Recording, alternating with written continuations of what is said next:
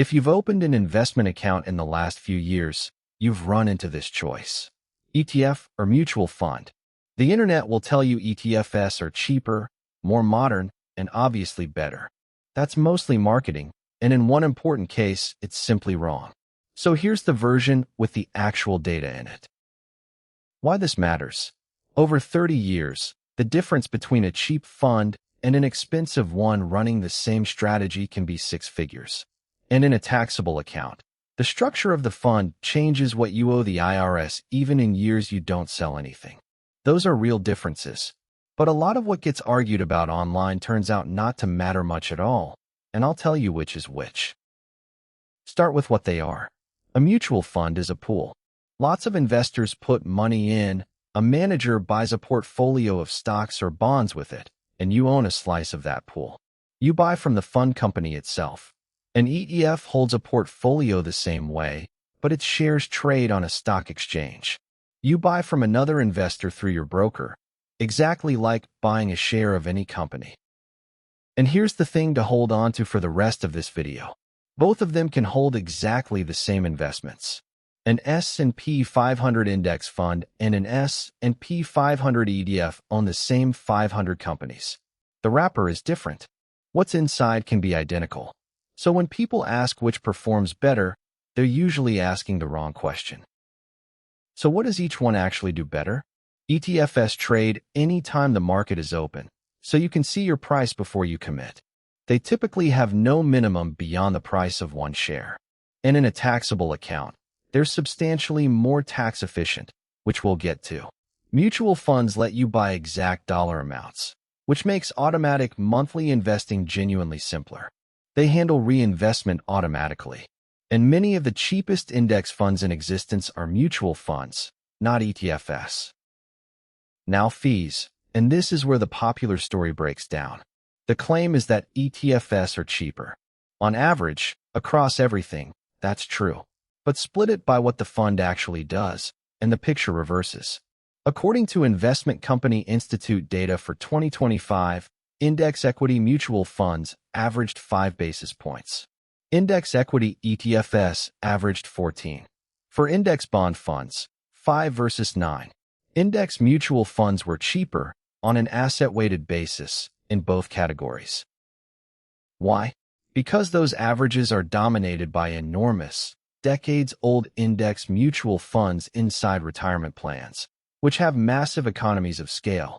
ETFs do win on the active side, where they averaged 43 basis points against 63 for active mutual funds.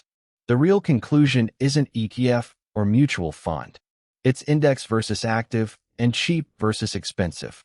Compare the two specific funds in front of you, not the categories. And the reason to care is compounding.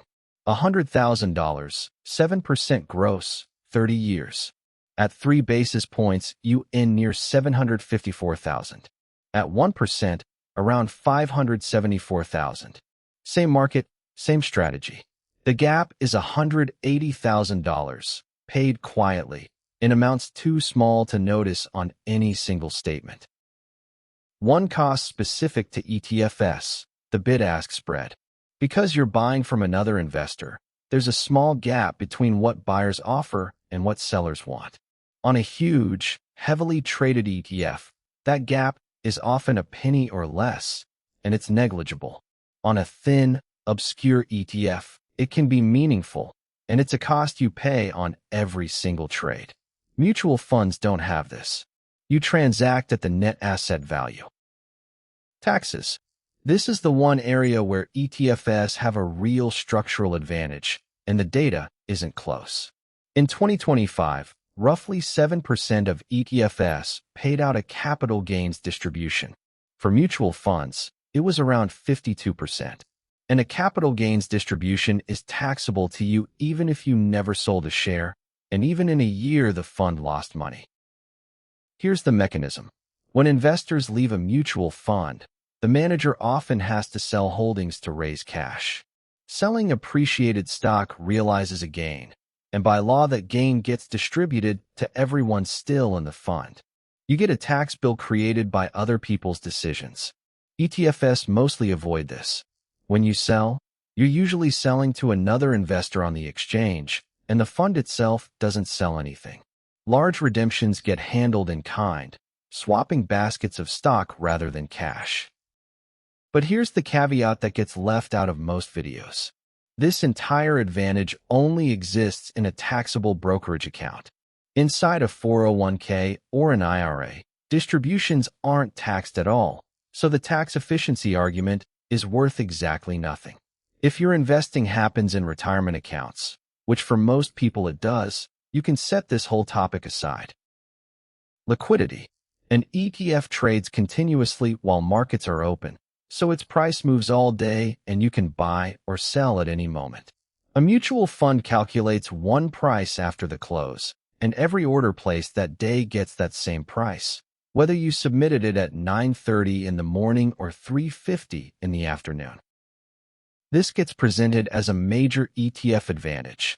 For a long-term investor, it's close to irrelevant, and arguably it's a drawback.